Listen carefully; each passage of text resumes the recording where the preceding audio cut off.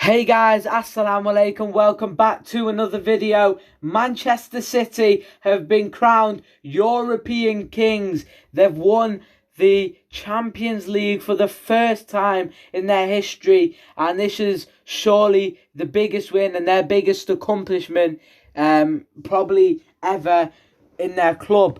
What a moment for Manchester City.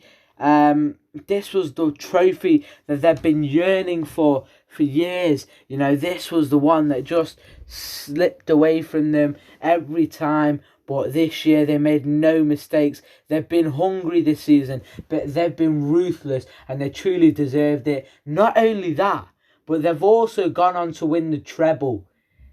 What a season it's been for Manchester City. I think only the second English club to win the treble, just behind Manchester United.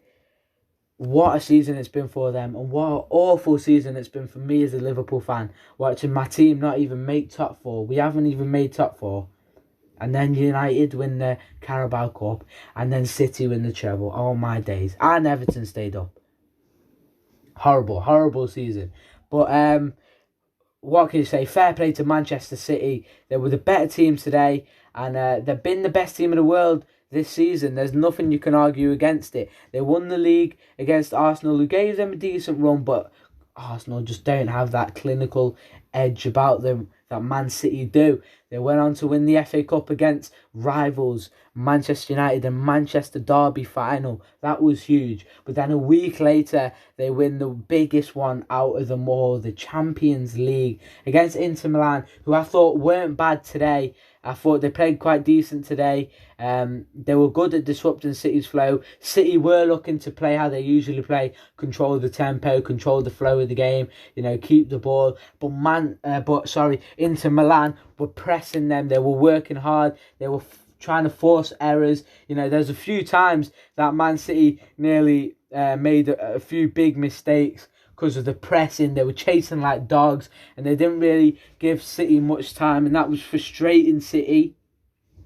But it did nearly cause a few mistakes, but City managed to deal through that over the 90 minutes and did manage to win the game. Obviously, De Bruyne went off injured early on in the game, which was a massive blow for Man City. Foden had to come on during what I think the end of the first half it was, and that obviously could have, you know, dented a lot of confidence, but it didn't. City kept going. I thought Bernardo Silva was very good today. I think John Stones played very well. Jack Grealish played well. Gundogan played well. I wasn't too impressed with the Kanji in that second half. I thought he was looking to make a few mistakes there, you know, a few bad touches, but in the end, he was the one that played the ball through for that goal. We'll just talk about it now. He had the ball. City had kept the ball. You know, Inter Milan were trying to clear it, but they couldn't clear it far enough. And City just kept it around, in and around the area. Akanji got the ball, was driving. He didn't do anything stupid. He wasn't rushing it. He took his time. He saw Bernardo Silva's run, played a lovely through ball. Bernardo Silva then crossed it into the box. It was blocked, and it fell it was falling outside of the box. It was just, there was nobody there. It was just going outside the box. Rodri runs onto it, opens his body up and caresses it into the back of the net. A lovely finish by him. Probably his most important goal in his career so far. Obviously, he didn't get a play. He didn't start in the Champions League final 2 years ago. The one Man City lost to Chelsea. He didn't start in that one. But today, to start, and not just start, but to score the goal, the winning goal, was massive for him. But Inter Milan, I thought that DeMarco played really well. I thought Lautaro was looking lively. I think Barella was playing all right. I think Brozovic was working hard. But one man who played horrible today was Romelu Lukaku. There was some moments that really he needed to be doing better in those moments. He came off the bench, and there was a moment where he was running on goal and he hit it, but there was no power in it, and it was easy for Edison. But that's all right, you know. He was getting into the groove of it, but it was sort of a half chance, but he should have made better of it. However, there was a chance later on where I can't remember who it was. Somebody crossed the ball, and I think it was DeMarco headed it across the box, or it might have been Robin Gosens, straight to Lukaku. Lukaku, a free header. You should be scoring. He had pretty much the whole goal to aim at, and he missed. He headed it straight where near Ederson, and Ederson, brilliant save, reacted to that amazingly, stopped it with his foot.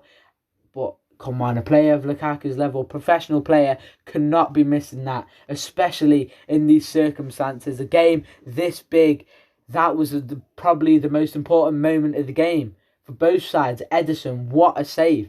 Great reactions. And then Ruben Diaz to header it away. I mean, if you missed the header, that falls to, I think it was Lautaro Martinez or Romelu Lukaku. Or if he mistimes it, you know, that could cause all sorts of problems. And if he didn't get enough power on it, that was directing itself to goal. That looked like that was gonna go in the own goal if he just didn't have enough power on it. But he did brilliantly.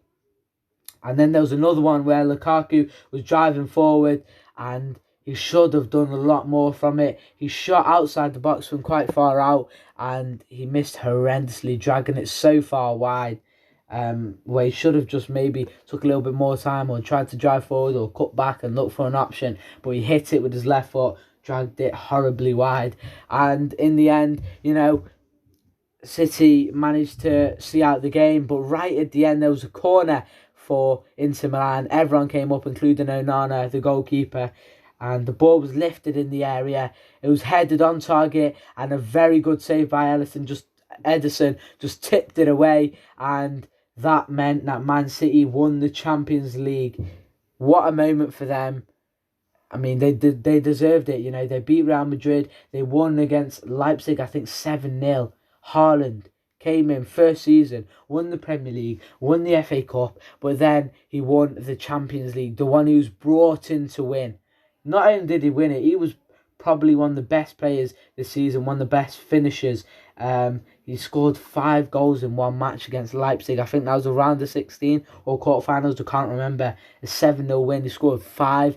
City, they've been brilliant this year. They deserved it, and you just got to stand up and applaud them. They've been a brilliant side this year. They are a brilliant side. I think that's Pep Guardiola's 3rd Champions League in his career. He's a great coach. And City, with the players they have, you'd expect them to win the Champions League. They are a great team. And they'll be going down in history for winning the treble. I think I don't know if I said this already, but I think they're the 2nd team out of England to win it, just behind Manchester United.